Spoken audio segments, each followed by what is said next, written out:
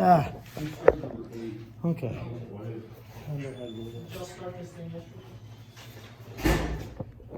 Yeah, I don't have much. Okay, I'll get on this. She was in the chemistry room, Miss Vineyard's room. Is that how long she? Yeah. Okay, sorry, I don't know how to make this work anymore. Yeah, I'll get you one. Another one.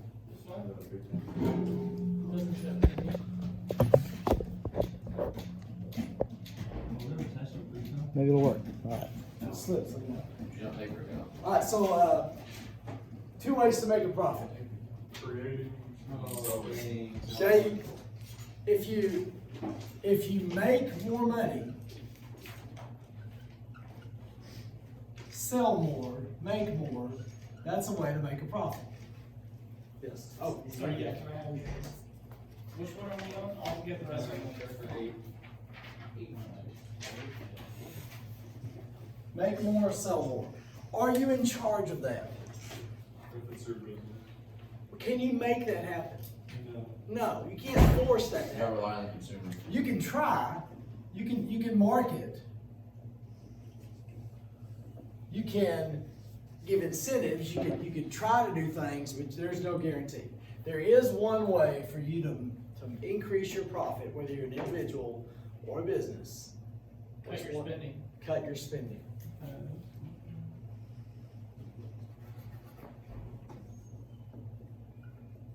You mean like cut spend like on put the spending on what you buy to make that? Cut your costs.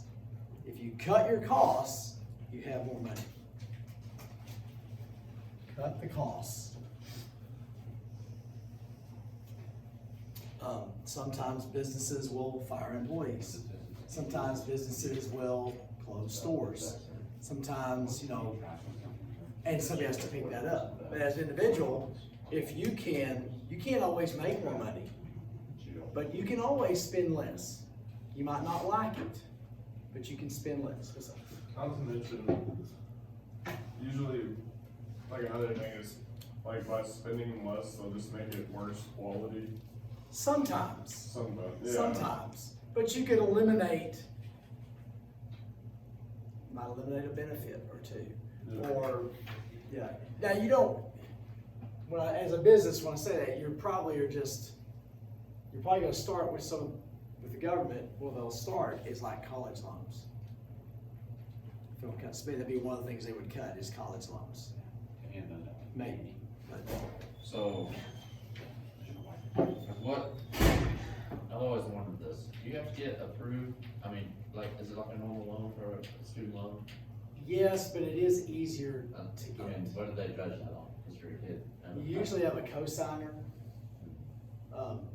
and there are federal loans, and there's parent loans that I found out about. I didn't understand that part. I'm not going to college anymore. Why am I paying for this? Are you kidding me? Kind of thing. Anyway, I guess if it's daddy, what you're teaching. okay. But yeah, it's easier to get. It's not like buying a house or Right. stuff. And the interest is lower, usually. Teachers, you may now post attendance. All right. Thank you. What's the next one? What does it mean to nationalize? No disadvantages. Okay. Just did There are that. some Disadvantages to, No, we just did this with what our toys are. We just finished the the great thing about free enterprise is the opportunity is there. What's not there? There's no guarantees. There are going to be winners and there are going to be losers. There's no guarantee that if you do it right and you work your butt off, you're going to be successful. There's no guarantee. You might do it right, you might do it hard work, and then something happens and you don't succeed. It's not fair. Right?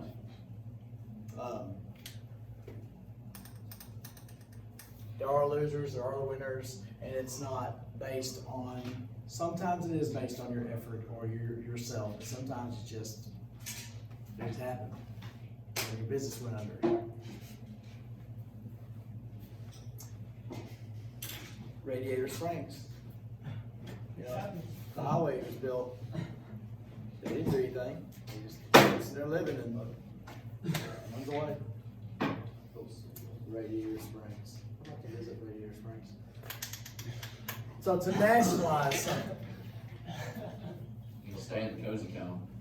The highway. Yeah. Eat it flows. You got that super smooth looking road to drive on. Yeah. A little stretch. If you nationalize something, it means to put under government control.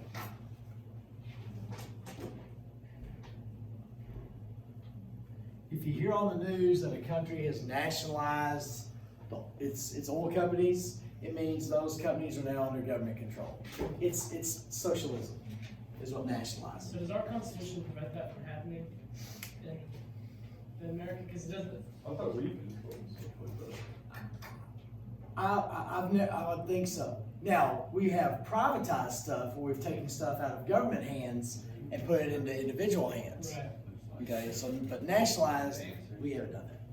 So put under government control, privatized means to put in individual control.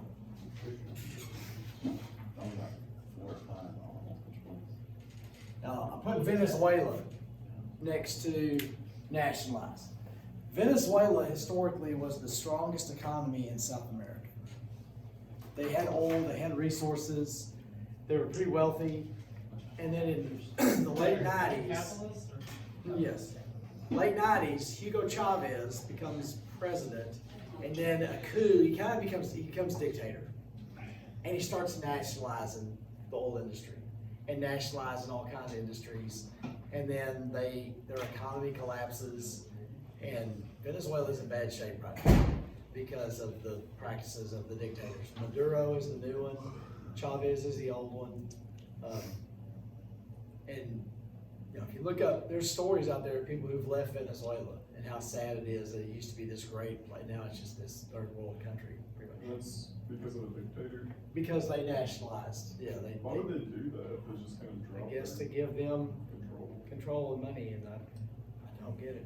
I don't understand. You Venezuela is one of the 2 or 3 countries that condemn the sanctions on Russia. They're always in with Russia and all them, their best friend. When there was a conflict a couple years ago, and it was possibility that there was gonna be like a civil war in Venezuela, they sent in like these Russian fighter jets to Venezuela. Oh, and China did ask, it says that China asked Putin not to invade until after the Olympics. Can I leave the Olympics? Let's not mess the Olympics up. He said, okay. I'm gonna ask Putin what. Not invade till after the Olympics. Still going on. No, What's that? they were over with a couple days before he started invading.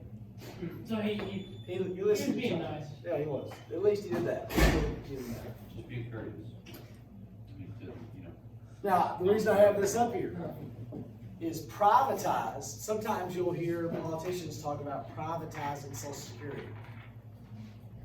It's under government control right now. So if you privatized it, you would put it out of government control and put it in individual control. Which means, did I show you all my plan a couple months ago for how to fix Social Security? Yeah, I'm ready. I kind of vaguely. Where we gradually take away who gets it and gradually take away money paid into it. Oh, yeah, I remember that, like 20% for Yeah. like the first 10 years or something Yeah. like that.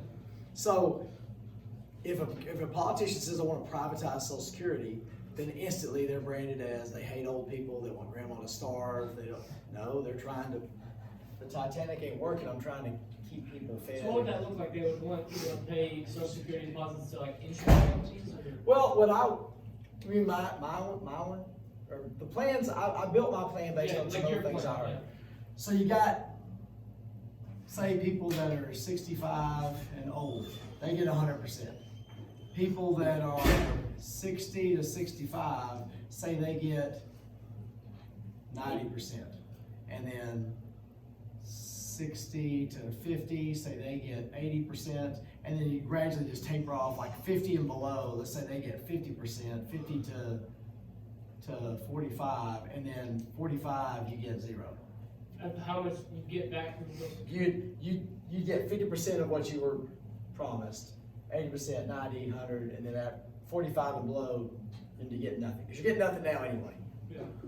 But this way, and then once, And then paying in, the first year of this plan, 98% of your Social Security would go to the government, 2% would go to you.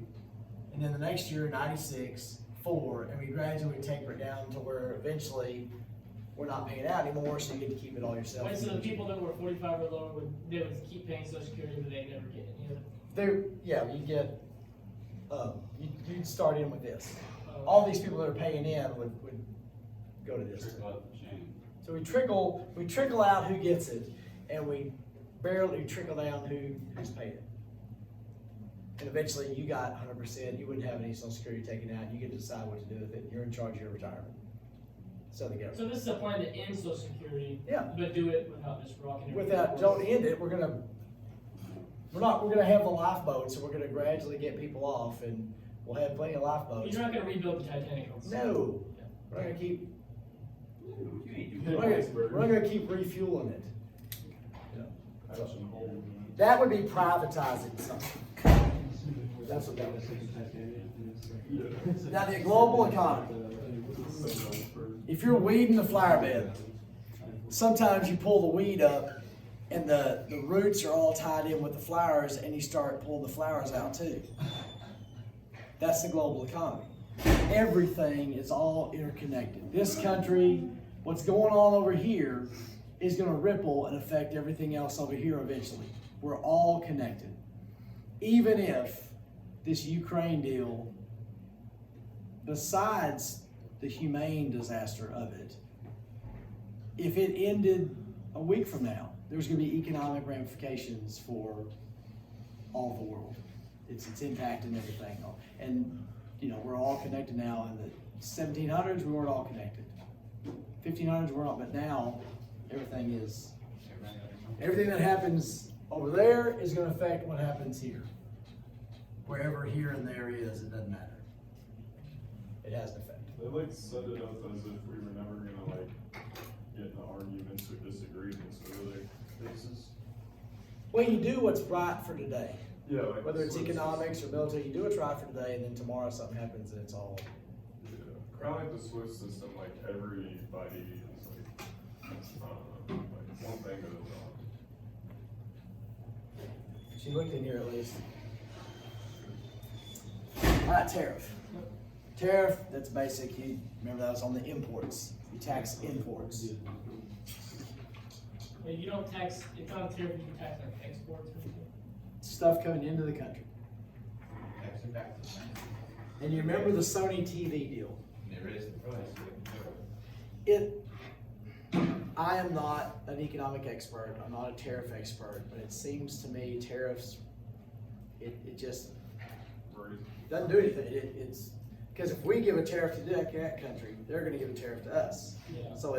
And all it does is raises the price of stuff. Is the point of it to try to get people to buy stuff made in the United It's to States? protect your goods.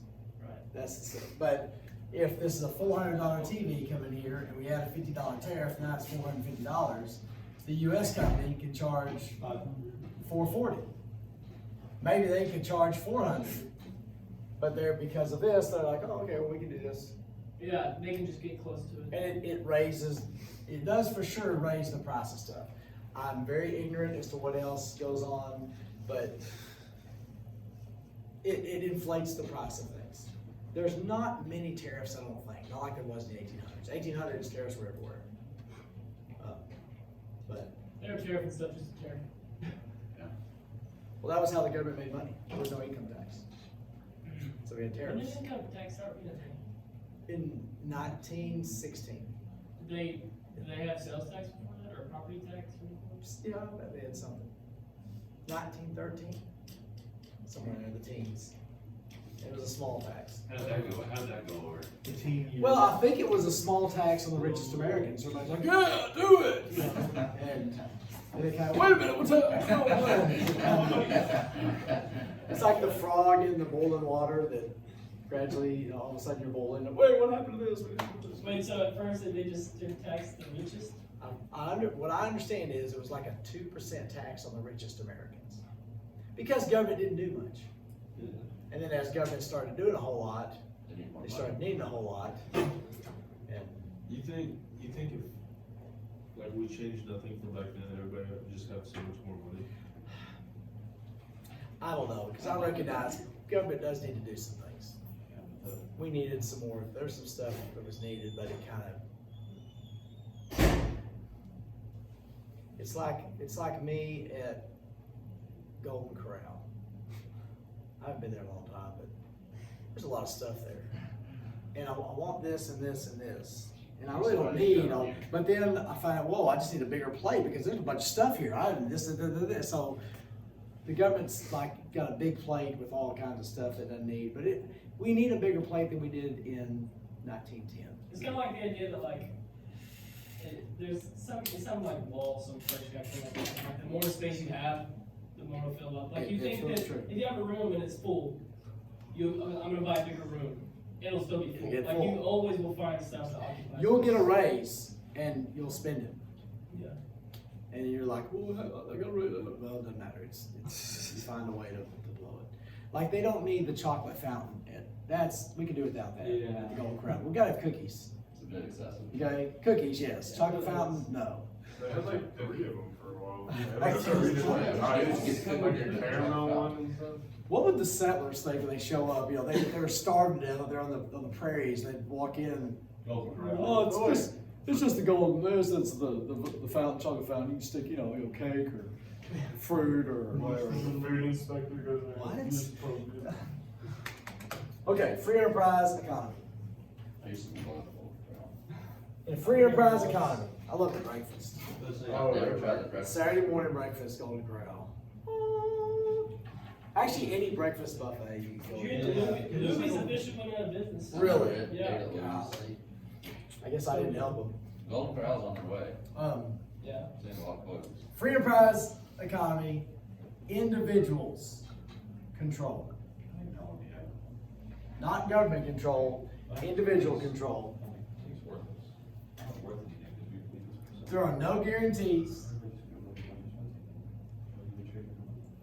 There is opportunity.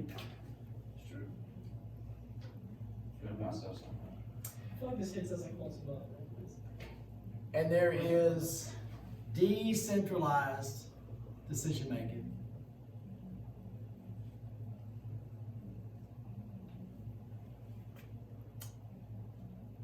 And, might as well get the cussing over with, there is consequences. Is it always your fault? No, not always your fault. There's consequences.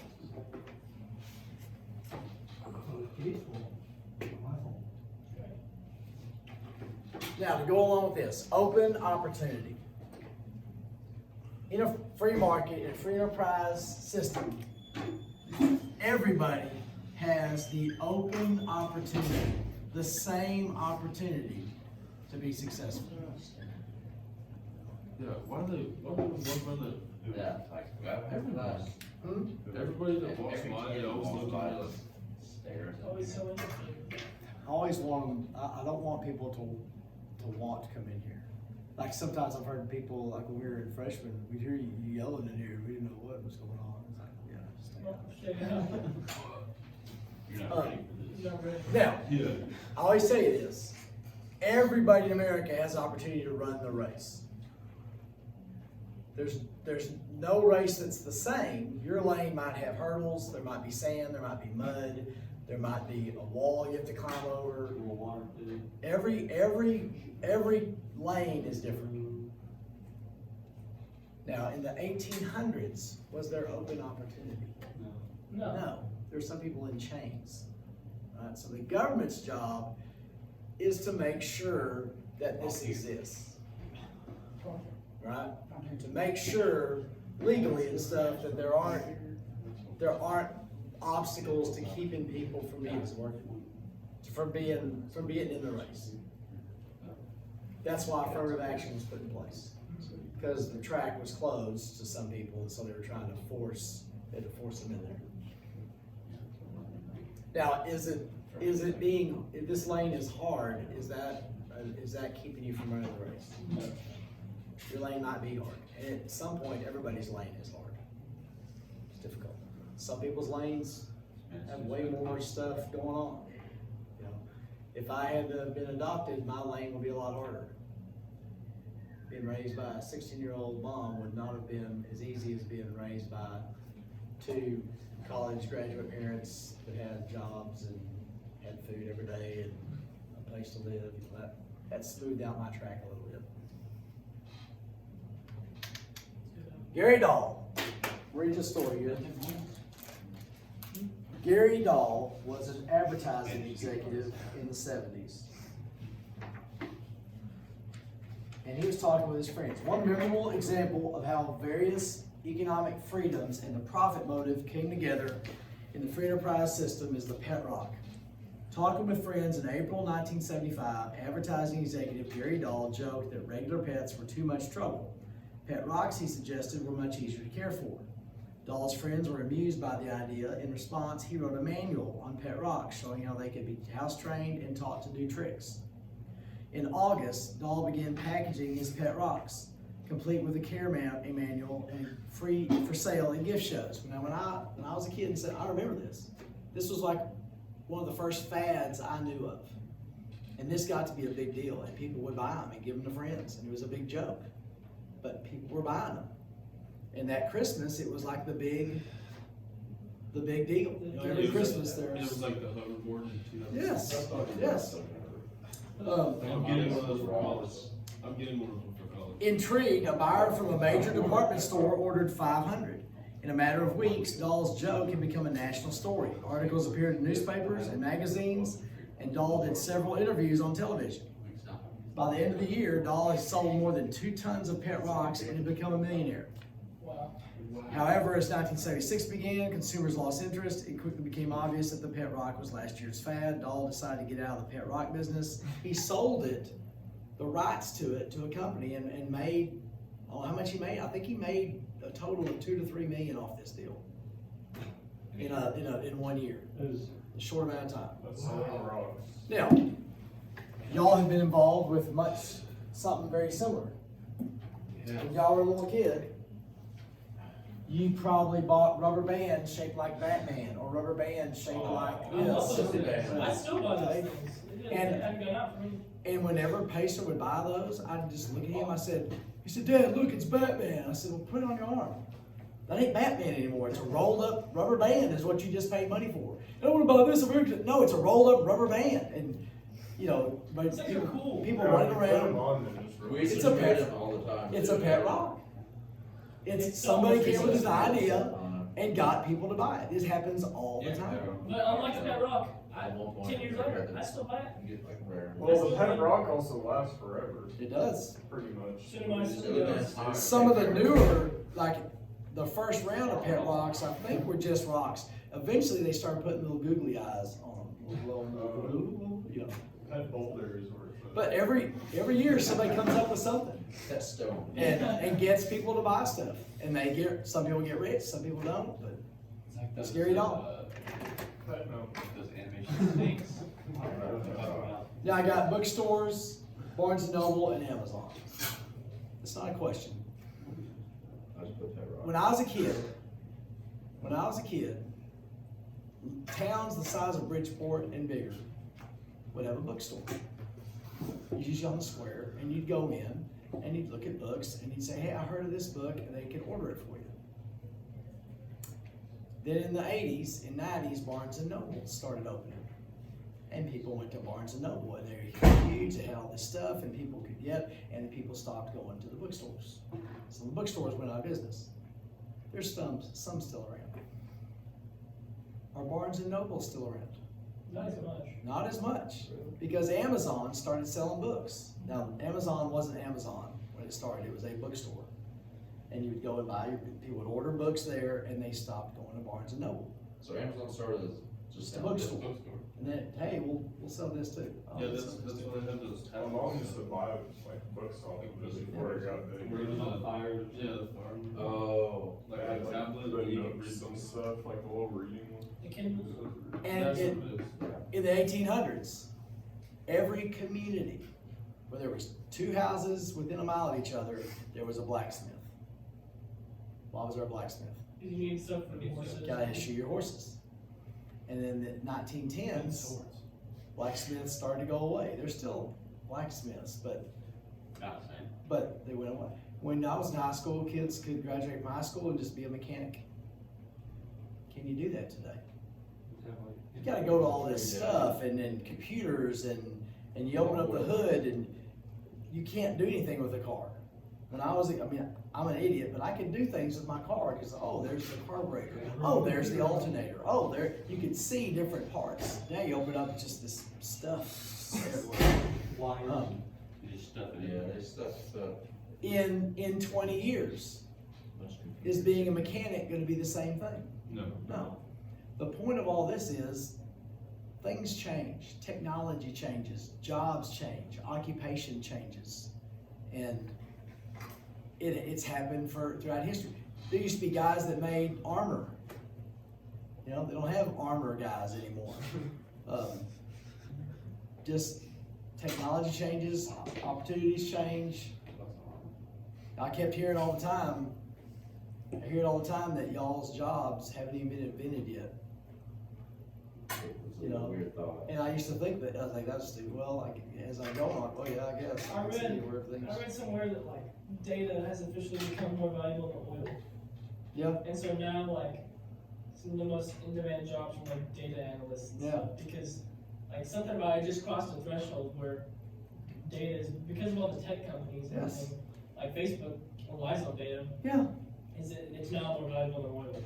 And like And 90% of 30 years ago, you go, what? That's the What are you data. talking about? Yeah. 10 years ago, you go, what are you talking about? What's up? It's just crazy to me that we use oil for so many things, like it has been the most valuable substance for so long, in abundance anyway, most valuable substance in abundance and now. But when I was a kid, if you needed something, you went to the mall. You went to Sears or JCPenney, they don't exist anymore, they're not even there anymore. What I don't get is, why, we used to have malls where you could go inside and get stuff. Now, we're building, Outdoors. no, we're building stores, but they're all outside, you have to walk around. So if it's pouring rain or hurricane or snowing, you have to, Hurricane. instead of walking, I'm just saying that, you go in the mall and you walk around, didn't matter if it was 14 or 120 or rainy or, I don't know why we went away from And there that. was a food court. Yeah, why do you wanna go somewhere where you're walking around and have to find a parking place?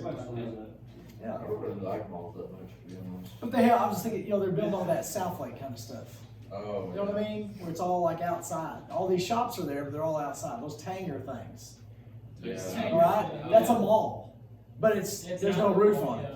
And if it's hot, you're hot. If it's raining, you're wet. And if it's cold, you're cold. And why do we go away from that? You know? Man, you should give him peace of your mind. I'll tell you. All right, Milton Friedman, last thing. Is Milton Friedman his fault?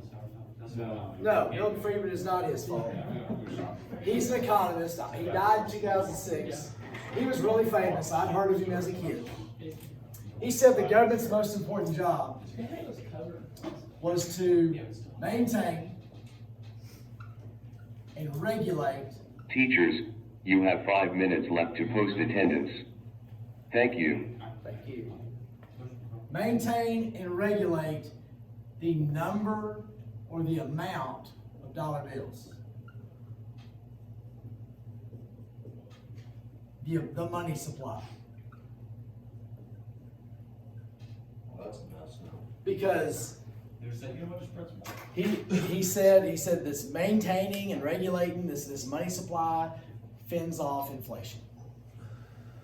And I also remember, I can't explain all this stuff, but like interest rates, if they're low, that invites inflation.